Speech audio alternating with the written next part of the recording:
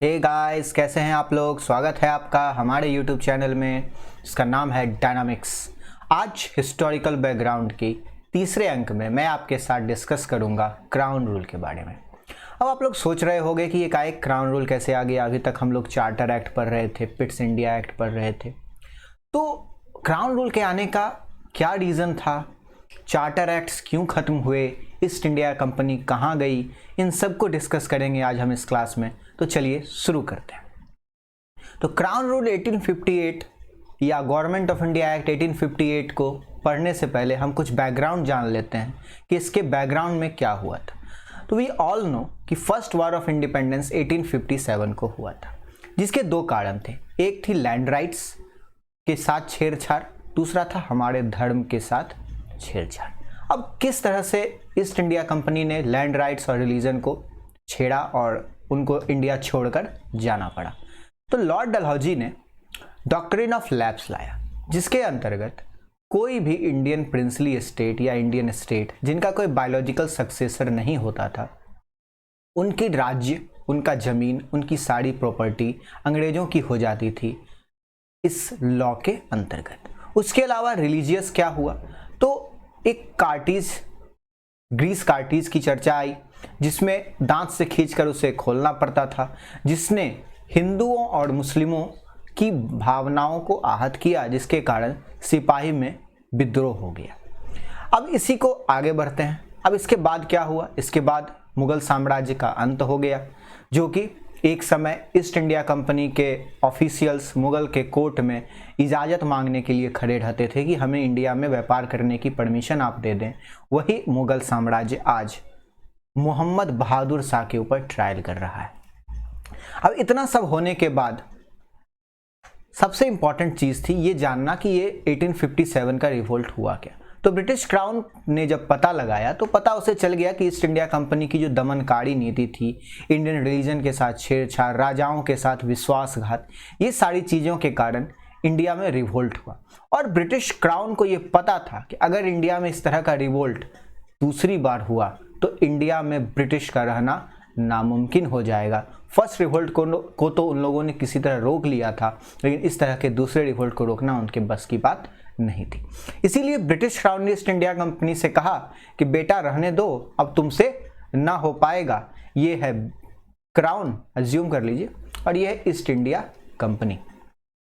तो इंडिया से East India Company का दाना पानी as an administrator, as an government खत्म कर दिया गया और नए एक्ट की शुरुआत हुई, जिसे हम कहते हैं गवर्नमेंट ऑफ इंडिया एक्ट 1858। अब कुछ इंपॉर्टेंट प्रोविजंस थे गवर्नमेंट ऑफ इंडिया एक्ट के, पहले उसे मैं थ्योरी वाइज बताता हूं, फिर आपको समझाऊंगा। It abolish the East India Company and transfer the power of government territories revenue to the British crown. इसने ईस्ट इंडिया कंपनी को इंडिया में कंप्लीटली अबॉलिश कर दिया, खत्म कर दिया, और मतलब जिस चीज की शुरुआत चार्टर एक्ट में हुई थी ईस्ट इंडिया कंपनी के पावर को कम करने की, कंप्लीटली समाप्त 1858 के गवर्नमेंट ऑफ इंडिया एक्ट से हो गया। अब क्या क्या ट्रांसफर हुआ, उसकी टेरिटरी ट्रांसफर हुई, उसकी रेवेन्यू ट्रांसफर हुई, और उसके गवर्नमेंट चलाने की पावर किसके पास ट्रांसफर हुई, तो ब्रिटिश क्राउन के पास। Now government of India is imperial power of England. अब गवर्नमेंट ऑफ इंडिया क्या हो गया, एक इंपीरियल पावर कहलाया इंग्लैंड का, मतलब इंडिया ब्रिटेन की कॉलोनी बन गया। India henceforth was to be governed by and in the name of her or his majesty, मतलब क्वीन जो उस समय महारानी थी ब्रिटेन की, उनके अंडर में हमारा देश चला गया। अब ब्रिटेन की महारानी तो इंडिया आएंगी नहीं शासन चलाने के लिए, क्यों आएंगी, क्यों, और तो ऑलरेडी ब्रिटेन की महारानी वो अपने पैलेस में रहती है, तो इंडिया नहीं आएंगी। तब इंडिया नहीं आएंगी तो अपने किसी नुमाइंदे को इंडिया में अपॉइंट करेंगी। उस समय इंडिया में लॉर्ड कैनिंग क्या थे, गवर्नर जनरल ऑफ इंडिया थे, जो बंगाल में बैठते थे। ब्रिटेन की क्वीन ने लॉर्ड कैनिंग से कहा कि ईस्ट इंडिया कंपनी को तो मैंने तुम्हारे यहां खत्म कर दिया है, अब तुम मेरे लिए काम करो, मैं तुम्हें इंडिया का वॉयसराय बना देती हूं। अब आप सोच रहे होंगे कि वॉयसराय का मतलब क्या होता है। ऐसे आपने सुना होगा वाइस प्रेसिडेंट, उसी तरह वॉयसराय का फर्स्ट वर्ड जो वाइस है उसका मतलब होता है सेकंड इन कमांड। और रॉय का मतलब होता है रिप्रेजेंटेटिव। तो वॉयसराय जो हो गए, लॉर्ड कैनिंग थे, वो इंडिया में ब्रिटिश क्राउन के रिप्रेजेंटेटिव हो गए, उसके सेकंड इन कमांड हो गए। लेकिन पहले गवर्नर जनरल ऑफ इंडिया के ऊपर थी ईस्ट इंडिया कंपनी। इसके ऊपर कौन था? मैं पेन का कलर चेंज कर लूं। ईस्ट इंडिया कंपनी थी, लेकिन ईस्ट इंडिया कंपनी को कर दिया गया अबॉलिश। तो गवर्नर जनरल ऑफ इंडिया के ऊपर अब कौन आ जाएगा? गवर्नर जनरल ऑफ इंडिया के ऊपर एक ब्रिटिश पार्लियामेंट का एक सदस्य को अपॉइंट किया जाएगा, एमपी ऑफ ब्रिटिश पार्लियामेंट, जिसका नाम होगा secretary of state, secretary of state to India, जो कि सलाह देगा, जो कि कंट्रोल करेगा इंडिया में गवर्नर जनरल समझें या वायसराय। आप सोच रहे होंगे गवर्नर जनरल ऑफ इंडिया में क्यों बोल रहा हूँ, वायसराय तो आ गया। नहीं, इंडिया में जब 1858 का गवर्नमेंट ऑफ इंडिया एक्ट आया तो गवर्नर जनरल ऑफ इंडिया की पोस्ट को कभी खत्म नहीं किया गया, उसका एक और नाम वायसराय ऑफ इंडिया कर दिया गया। अब सेक्रेटरी ऑफ स्टेट क्या हो गए? वायसराय के ऊपर आ गए। लेकिन सेक्रेटरी ऑफ स्टेट एक मेंबर ऑफ पार्लियामेंट भी हैं। अब ये मेंबर ऑफ पार्लियामेंट है तो इन्हें कहाँ जवाब देना होगा? तो ब्रिटिश पार्लियामेंट को जवाब देना होगा। और आप सब लोग जानते हैं कि ब्रिटिश पार्लियामेंट किसके अंडर में रहती है? ब्रिटिश पार्लियामेंट क्वीन के अंडर होती है। अब आप देख रखते हैं कि क्वीन ने वायसराय को अपॉइंट किया, वायसराय को सही से काम करवाने के लिए सेक्रेटरी ऑफ स्टेट था, जो कि एक मेंबर ऑफ पार्लियामेंट है, और ये member of parliament British parliament का, और ब्रिटिश पार्लियामेंट किसको जवाब दे है? क्वीन को जवाब दे है। इस तरह से इंडिया में एक नई सिस्टम की शुरुआत हुई, जिसे हम कहते हैं एक्ट ऑफ गुड गवर्नमेंट। अब act of good government word का मतलब भी मैं आपको समझा देता हूं। एक्ट ऑफ गुड गवर्नमेंट का मतलब होता है कि जैसे कि एग्जांपल लेते हैं कि इंडिया में अभी नरेंद्र मोदी जी की गवर्नमेंट है, ये एक बहुत अच्छी गवर्नमेंट है, इससे अच्छी गवर्नमेंट दुनिया में हो ही नहीं सकती। आप सोचेंगे कि मैं भक्त हूं क्या? नहीं, बात समझिए। मोदी जी की गवर्नमेंट जो है वो एक आंसरेबल गवर्नमेंट है, ये एक रिस्पॉन्सिबल गवर्नमेंट है। मतलब ये हर 5 साल में नरेंद्र मोदी जी और उनके एमपीज को हमारे पास वोट लेने के लिए आना होगा। तो मैं उनसे सवाल पूछ सकता हूं कि आपने पिछले 5 साल में क्या किया। That is the meaning of good government in India. अब जैसे कि आज से पहले, मतलब 1858 के गवर्नमेंट ऑफ इंडिया एक्ट से पहले, क्या हम ईस्ट इंडिया कंपनी से पूछ सकते थे कि आपने ऐसा क्यों किया? नहीं पूछ सकते थे। क्या हम ताजमहल बनवाने वाले शाहजहां से पूछ सकते थे कि आपने इतना पैसा खर्च कर ताजमहल क्यों बनवाया? अगर पूछते तो हमारा सिर कलम कर दिया जाता। तो इस तरह से अगर हम देखें तो इंडिया में कभी गुड गवर्नमेंट थी ही नहीं, चाहे अशोका का समय हो या महाभारत का काल हो। तो इंडिया में गुड गवर्नमेंट लाने की शुरुआत 1858 के गवर्नमेंट ऑफ इंडिया एक्ट में की गई थी। समझ में आ गया? Very good. चलिए आगे बढ़ते हैं। आपने देख लिया किस तरह से वायसराय था, वायसराय के ऊपर क्वीन थी, फिर वायसराय इनडायरेक्टली भी क्वीन को रिप्रेजेंटेटिव कर रहे थे। उसके बाद इंडियंस हो गए खुश कि उन्हें मिल गई रिस्पॉन्सिबल गवर्नमेंट। लेकिन इंडियंस को पता नहीं था कि ये ब्रिटिश गवर्नमेंट के द्वारा दिया गया एक लॉलीपॉप था, और ये किस तरह का लॉलीपॉप था इसे ही हम आगे समझते हैं। कुछ ब्रीफली हम देख लेते हैं अभी तक जो हम लोग डिस्कस किए कि गवर्नर जनरल ऑफ इंडिया को डेजिग्नेट कर दिया गया viceroy of India. He was direct representative of British Crown, already discussed.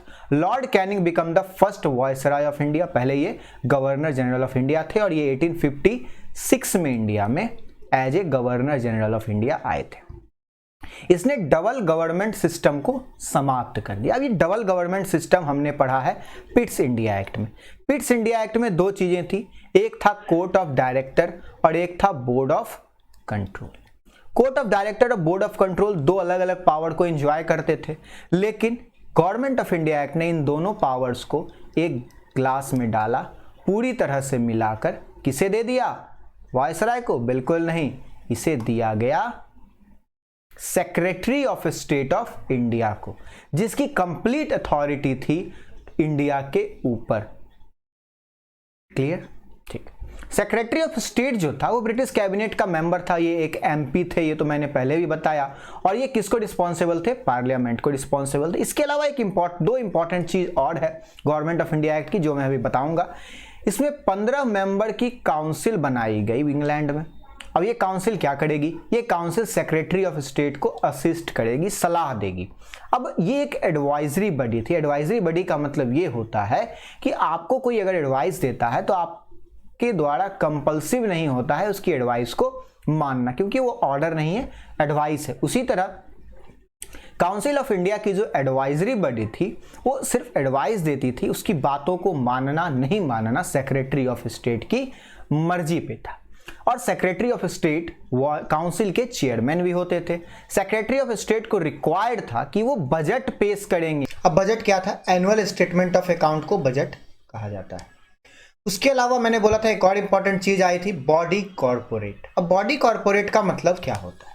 Body corporate का मतलब होता है capable of sewing and being sued in India and in England. मतलब एक बहुत ही इंपॉर्टेंट राइट्स मिला इंडियंस को कि अब वो अपने राजा को, अपने वायसराय को स्यू कर सकते हैं और वायसराय उनको स्यू कर सकते हैं। मतलब हम राजा पे केस कर सकते हैं और राजा हम पे केस कर सकते हैं। ये कुछ इंपॉर्टेंट पॉइंट्स थे जो गवर्नमेंट ऑफ इंडिया एक्ट 1858 के थे। अब इसके बाद क्या हो गया इंडिया में? 1858 से इंडिया हो गया इंपीरियल पावर के अंदर। नाउ ब्रिटिश राज इंडिया में स्टार्ट हो गया।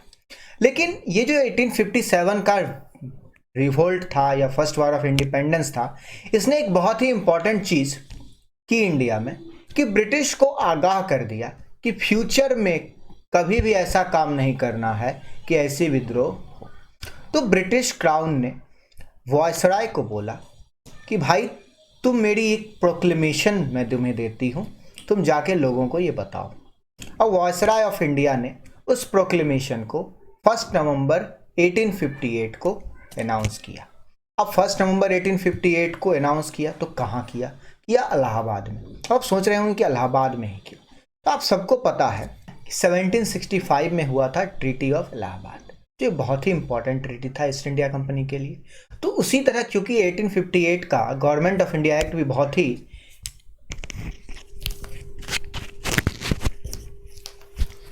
इंपॉर्टेंट एक्ट था, तो हिस्ट्री को दोबारा रिपीट करने के लिए इसे इलाहाबाद से प्रोक्लेम किया गया। इसकी कुछ इंपॉर्टेंट चीजें थी कि अब ब्रिटिश क्राउन किसी भी राजा को एनेक्सेशन नहीं करेगा। अब इसके कारण क्या हुआ कि राजाएं खुश हो गई और वो ब्रिटिश क्राउन के सपोर्ट में आ गई।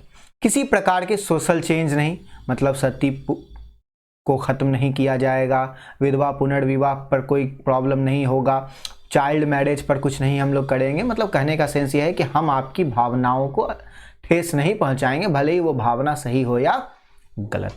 उसके अलावा इंडियंस को इंक्लूड किया जाएगा एडमिनिस्ट्रेशन में। तो 1857 के बाद दो इंपॉर्टेंट चीज हुई थी।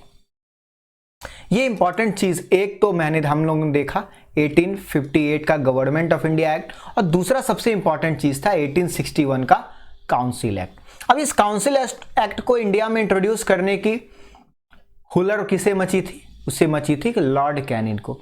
अब लॉर्ड कैनिन कहता है कि आज कुछ तूफानी करते। उसे लग रहा था कि वो इंडियन को एक लॉलीपॉप दे देगा जो इंडियंस उसे चूसते रहेंगे और इंडिया में ब्रिटिश क्राउन का साम्राज्य इसी तरह चलता रहेगा। Indian council act to seek cooperation of Indians in administration of their country. Indians का कोऑपरेशन अगर चाहिए, इंडिया में राज्य चलाना है तो इंडिया में इंडियंस का कोऑपरेशन को कंटिन्यू करना होगा। इसके लिए 3 एक्ट्स इंट्रोड्यूस किए गए 1861 में, 1892 में और 1909 में। अब 1861 का एक्ट क्यों इंट्रोड्यूस किया गया, इससे क्या इंडियंस को बेनिफिट मिला, इसको हम लोग डिस्कस करते हैं। By act of 1858 authority had been concentrated in the hand of secretary of state based in London which reduced the viceroy to a subordinate status and further alienated the Indian public opinion from government policy making। मतलब government की policy making से Indian public एलिनेट हो गए थे, परेशान हो गए थे। उसके अलावा वायसराय के पास पावर घट गया था, सेक्रेटरी ऑफ स्टेट के पास पावर ज़्यादा हो गया था, इसीलिए इंडियन काउंसिल एक्ट को इंट्रोड्यूस किया गया ताकि इंडियंस को उसमें मिलाया जाए, जुलाया जाए और इंडिया में अपना राज्य चलाया जाए। अब हम लोग कुछ देखते हैं। ये थी गवर्नर जनरल की काउंसिल। गवर्नर जनरल काउंसिल में एक थे लिमिटेड मेंबर,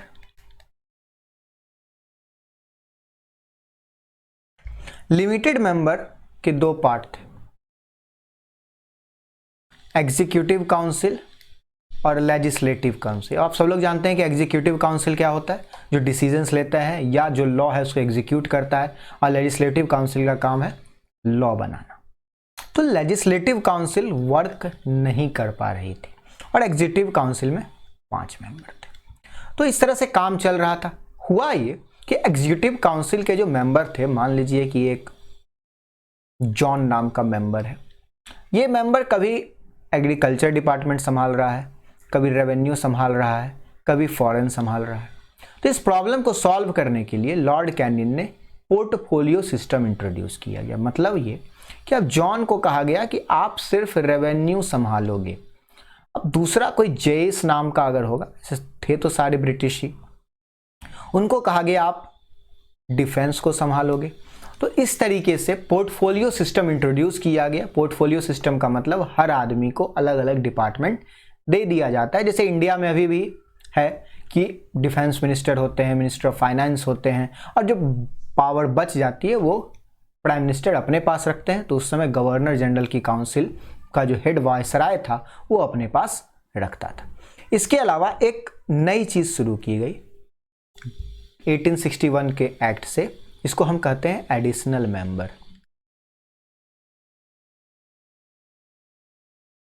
अब एडिशनल मेंबर में 2 पार्ट होते हैं, एक ऑफिशियल, एक नॉन ऑफिशियल।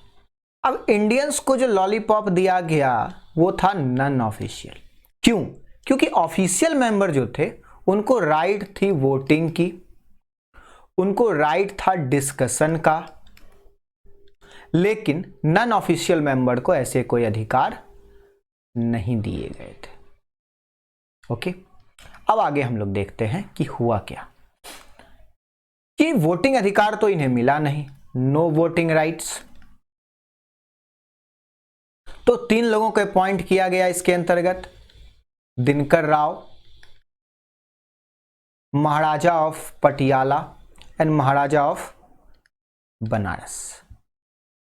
इन तीनों का अपॉइंटमेंट 2 इयर्स के लिए हुआ। अब क्यों किया गया इन लोगों का अपॉइंटमेंट? क्योंकि इन लोगों ने 1857 में जो रिवोल्ट हुआ था उसको दबाने में ब्रिटिश गवर्नमेंट की मदद की थी। क्लियर? अब आगे बढ़ते हैं। इंडियन काउंसिल एक्ट 1861 वायसराय को नॉमिनेट करना था कुछ Indians as a non official member of each expanded council. Okay, हमने देखा कि नॉन ऑफिशियल मेंबर अपॉइंट किए गए थे 3। अब 3 ही क्यों किए गए? इट इनलार्ज द काउंसिल, जो एडिशनल मेंबर की काउंसिल इनलार्ज की गई, जो हमने देखा था एडिशनल मेंबर्स को, उसमें मिनिमम 6 मेंबर्स होने चाहिए और मैक्सिमम 12 मेंबर्स होने चाहिए। तो 6 में से 3 कौन होगा? इंडियंस होंगे, जो कि नॉन ऑफिशियल होंगे, और यही 3 थे जिनका जिक्र हमने पिछले पॉइंट पे किया। Half of these members were non-official and could hold office for 2 years. In 1862, lord Canning then viceroy 3 लोगों को नॉमिनेट किया गया, राजा ऑफ बनारस सर दिनकर राव और maharaja of Patiala. Clear? Very good. अब एक और इंपॉर्टेंट चीज हुई, डिसेंट्रलाइजेशन। अभी डिसेंट्रलाइजेशन का मतलब क्या होता है? मतलब ये होता है, अगर इसको डेफिनेशन वाइज देखें तो अगर इंडिया में से भी सेंट्रल गवर्नमेंट है और स्टेट गवर्नमेंट है, इन दोनों से कुछ कुछ पावर को लेकर अगर हम लोकल गवर्नमेंट को दे देते हैं तो उसे हम कहते हैं डिसेंट्रलाइजेशन। इंडिया में डिसेंट्रलाइजेशन राजीव गांधी जी के समय में इंडिया में हुआ था, जिसे पंचायत और म्युनिसिपल कॉर्पोरेशन को इंडिया में बनाना अनिवार्य कर दिया गया था। लेकिन 1861 में जो डिसेंट्रलाइजेशन हुआ उसका इंपॉर्टेंस क्या था कि 1773 में आपने पढ़ा है, अगर नहीं पढ़ा तो मेरी फर्स्ट वीडियो जाकर देख लें। 1773 के एक्ट में बॉम्बे और मद्रास प्रेसिडेंसी से उसकी पावर को ले लिया गया था। कौन सी पावर? लेजिस्लेटिव पावर, कानून बनाने की पावर को ले लिया गया था। लेकिन डिसेंट्रलाइजेशन 1861 के अंतर्गत उनकी लेजिस्लेटिव पावर को रिस्टोर कर दिया गया। किसकी लेजिस्लेटिव पावर? बॉम्बे की और मद्रास की। लेकिन एक कंडीशन रखी गई, जैसे हम लोग खरीदते हैं कोई भी सामान तो कंडीशन अप्लाई इस तरह से रहता है ना, और नीचे में छोटी सी पार्ट लिखी जाती है कंडीशन। तो उसी तरह कंडीशन ये थी कि कंट्राडिक्ट नहीं कर सकते थे ये सेंट्रल लॉ। जैसे कि अभी भी अगर हम लोग 7 शेड्यूल पढ़ेंगे तो 7 शेड्यूल में 3 चीज़ें हैं, स्टेट लिस्ट, सेंट्रल लिस्ट और कंकरेंट लिस्ट। तो कंकरेंट लिस्ट के अंतर्गत सेंटर और स्टेट दोनों कानून बनाता है, लेकिन अगर किसी टॉपिक पे कंकरेंट लिस्ट से सेंटर कानून बना देता है तो स्टेट को उस पर फिर कंट्राडिक्ट करने का अधिकार नहीं होता है। उसी तरह डिसेंट्रलाइजेशन जब किया गया तो बॉम्बे और मद्रास को सेंट्रल लॉ को कंट्राडिक्ट करने का अधिकार नहीं दिया गया। इसके अलावा कुछ और लेजिस्लेटिव काउंसिल की स्थापना की गई। बॉम्बे मद्रास में तो पहले से थी, legislative council of Bengal, North West Frontier Province और पंजाब में, जो कि लगातार 1862, 1866 और 1897 में हुआ। अब इंडियन काउंसिल एक्ट ने एक और सिस्टम इंट्रोड्यूस किया जो कि लॉर्ड कैनिंग ने 1859 में इंट्रोड्यूस किया था, इसे हम पोर्टफोलियो सिस्टम कहते हैं। लेकिन कैनिंग ने 1859 में लाया, याद रखने वाली बात है, लेकिन इसको रिकॉग्नाइज किया गया काउंसिल एक्ट के द्वारा। उसके अलावा इंपावर्ड किया गया वाइसराय को ऑर्डिनेंस बनाने का, वो ऑर्डिनेंस बनाने का पार्ट। अब हमने देखा कि 1850 एक्ट के एक्ट ने इंडिया में क्या लाया था, बॉडी कॉर्पोरेट। तो 1861 में एक और इंपॉर्टेंट चीज लाई इंडिया में कि इंडिया में सिर्फ रूल ऑफ लॉ होगा। रूल ऑफ लॉ मतलब लॉ का ही शासन होगा, मतलब कोई अपनी मर्जी से कुछ नहीं करेगा। इसको समझते कैसे, अब वाइसराय है, वाइसराय की अपनी लेजिस्लेटिव काउंसिल है। अगर कोई भी कानून बनाना है तो लेजिस्लेटिव काउंसिल बिल पेश करेगी, उसके बाद वो कानून बनेगा और वो पूरे इंडिया के लिए अप्लाई होगा। लेकिन हो सकता है कि कभी लेजिस्लेटिव काउंसिल छुट्टी पे गई हो ब्रिटेन घूमने, तो उस समय अगर कोई इमरजेंसी सिचुएशन आता है तो क्या होगा। अगर उस समय कोई इमरजेंसी सिचुएशन आता है तो वाइसराय अपनी मर्जी से फैसला नहीं लेगा, वो एक ऑर्डिनेंस इशू करेगा। और ये ऑर्डिनेंस क्या होता है, ऑर्डिनेंस ऐसा आदेश होता है जो लेजिस्लेटिव की अनुपस्थिति में लिया जाता है।